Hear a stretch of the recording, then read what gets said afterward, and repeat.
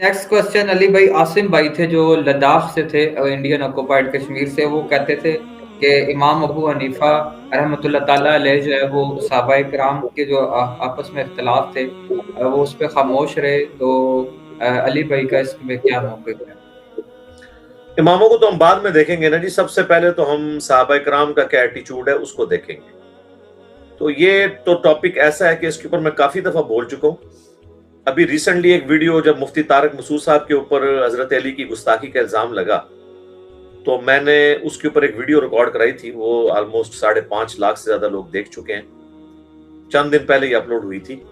वो आप देख लें, मैंने उसमें इसी चीज को टॉपिक बनाया है। दूसरा, ये 2-3 दिन पहले जो आपने वीडियो अपलोड की थी हजरत शेख अब्दुल कादिर जिलानी रहमतुल्लाह अलैह के हवाले से कि क्या वो अहले बैत के गुस्ताख थे, तो उसमें मैंने प्रिंसिपली मेरा 10-15 मिनट के अंदर पूरा मुकदमा बयान कर दिया कि आइम्मा कराम का तो नंबर बाद में आएगा। पहले हमने देखना है कि नबी सल्लल्लाहु अलैहि वसल्लम ने क्या फरमाया, उसके बाद हमने देखना है सहाबा कराम ने क्या कहा। और ये दीन का एग्रीड अपॉन मसला है कि जब सहाबा कराम और बाद के लोगों में कोई इख्तलाफ हो तो सहाबा कराम के कौल की ही उसको ही तरवीज दी जाएगी, उसी को तरजीह दी जाएगी। और यहाँ पर तो जो मुशाजात साहबा हैं, इसके ऊपर तो बुखारी और मुस्लिम में नबी अलैहिस्सलाम की अहादीस है।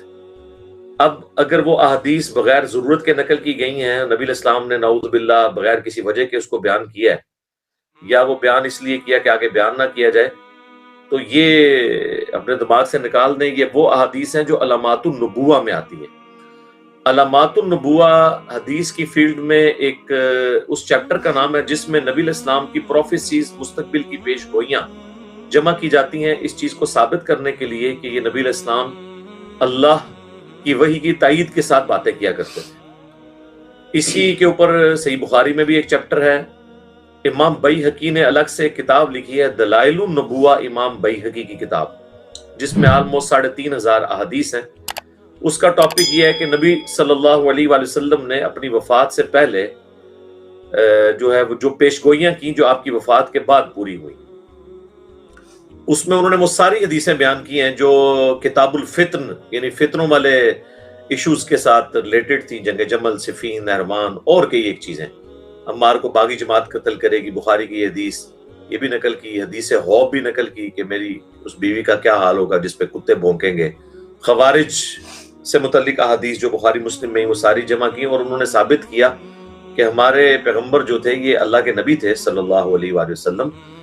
जब भी उन्होंने अपने बाद होने वाले वाकयात को इतनी तफसील के साथ बयान किया, तो जो चीजें नबी सल्लल्लाहु अलैहि वसल्लम की नबूवत की दलील हैं उन पे कैसे खामोशी इख्तियार की जा सकती है, तो बड़ी हैरानकुन बात है। तो ये किसी का भी मौकिफ नहीं है, अगर किसी का है तो हम उसकी इज्तिहादी गलती उसे कहेंगे। बाकी इमाम हनीफा या बाकी अइम्मा की तरफ अक्सर अकवाल जो है वो तो इन्होंने जाली मंसूब किए हैं ना। और फिर जब ये अकवाल होंगे तो फिर सुन्नी शिया के फर्क से थोड़ा निकल के ऊपर आने की जरूरत है किताब और सुन्नत के दलाइल की रोशनी में। दूसरा, वो जो कहते हैं इमाम बुखारी ने बाब बांधा है, मुस्लिम के बाब तो खैर इमाम नबी ने बांधे, उनकी तो उस तरह वो अहमियत नहीं है, जाहिर है वो तो 600 साल के बाद आए हैं नबी सल्लल्लाहु अलैहि वसल्लम के। इमाम बुखारी का जो बाब जिसका ये सहारा लेते हैं ना कि हजरत अली का कौल इमाम बुखारी लेके आए कि जो लोगों के फहम के मुताबिक उनके सामने गुफ्तगू करनी चाहिए, तो हजरत अली से ही पूछ लेना कि ये वो किस तरह की बातें हैं जिनको ये कह रहे हैं। ये उलमा डिफाइन करेंगे कि हजरत अली का इशारा किसकी तरफ था। तो उस चैप्टर के अंदर आगे वो हदीस इमाम बुखारी ने लिख दी है कि किस हदीस के बारे में वो कह रहे हैं। वो वही हदीस है कि जो नबी सल्लल्लाहु अलैहि वसल्लम ने फरमाया था हजरत मुआज इब्न जबल से कि जो शख्स जो है वो अल्लाह ताला के साथ किसी को शरीक नहीं ठहराता तो उसके लिए जन्नत की बिशारत है। इसी तरीके से वो हदीस कि जिसने एक दफा भी कलमा पढ़ा वो जन्नत में जाएगा, खा उसके अंदर दूसरे ऐब भी पाए जाते हों। तो इसको लोग आउट ऑफ कॉन्टेक्स्ट कोट करते थे। ये वो हदीसें हैं जिनके बारे में नबी सल्लल्लाहु अलैहि वसल्लम ने उन्हीं अहदीस के अंदर आ जाता है। जिस तरह मुस्लिम शरीफ में हदीस है कि हजरत उमर ने कहा या रसूलल्लाह अगर आप इस तरह की गुफ्तगू आपके साथ करेंगे तो लोग तो अमल करना छोड़ देंगे। तो आपने फरमाया ठीक है फिर लोगों को अमल करने दो। तो नबी सल्लल्लाहु अलैहि वसल्लम ने उन अहदीस के बारे में भी खुद बयान किया है कि कौन सी बातें जो है वो किसके सामने करनी, कौन सी नहीं करनी। حکمت کے طور پر ادعو الی سبیل ربک بالحکمہ والموعظۃ الحسنہ وجادلہم باللتی ہی احسن. تو وہ تو بیان کر دیا. اس کے اوپر میں نے تفصیل سے ایک ویڈیو ریکارڈ کروائی تھی، ناسبیوں کا ہتھیار قول علی. یہ آپ یوٹیوب پہ جا کے لکھیں. میں نے ان کی طبیعت صاف کی ہے کہ جس چیز سے یہ لوگ سہارا لیتے ہیں. تو اللہ کا شکر ہے، اور اس ویڈیو کو ریکارڈ ہوئے بھی آلموسٹ 2 سال ہو چکے ہیں. یہ کورونا کا جب پہلا لاک ڈاؤن لگا تھا، اس میں جو ہمارے اسٹوڈیو ریکارڈنگ میں کوشچن آنسر سیشن ہوئے تھے، اس میں یہ ریکارڈ ہوئی تھی. ناسبیوں کا ہتھیار قول علی. قول علی اور انجینئر محمد علی مرزا لکھیں تو وہ ویڈیو کھل جائے گی. میں نے اس میں ساری چیزیں تفصیل کے ساتھ بیان کی. تو یہ ان لوگوں نے نہیں ڈیفائن کرنا، یہ نبی صلی اللہ علیہ وآلہ وسلم نے ڈیفائن کرنا ہے. تو میں نے وہ اس سے پہلے بھی کئی ایک ویڈیوز میں یہ چیزیں ڈسکس کی ہیں کہ ہم نے صحابہ کرام کی بات کو ماننا ہے یا بات کے ائمہ کے لوگوں کی طرف منسوب باتوں کو جن کی سند ہے بھی ہے نہیں ہمیں نہیں پتا.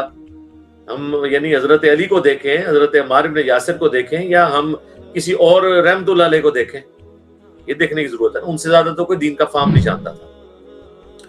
پھر کچھ عرصہ پہلے جو دیوبند کا مدرسہ ہے انڈیا میں، دیوبند، انہوں نے میرے خلاف ایک فتویٰ نکالا تھا.